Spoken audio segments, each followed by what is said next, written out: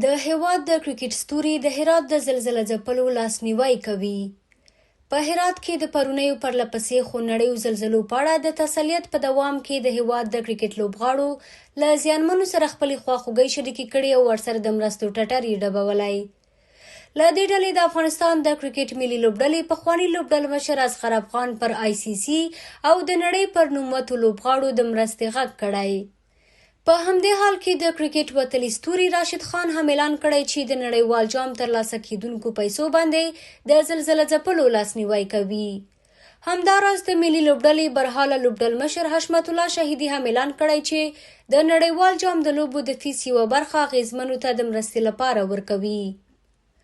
له دې سره هم مهاله پخواني لوبډل مشر او ملي لوبغاړي محمد نبي ویلي چې ډېر ژر به د نورو لوبغاړو په ملتیا اغیزمنو سره د مرستو لړۍ پیل کړي.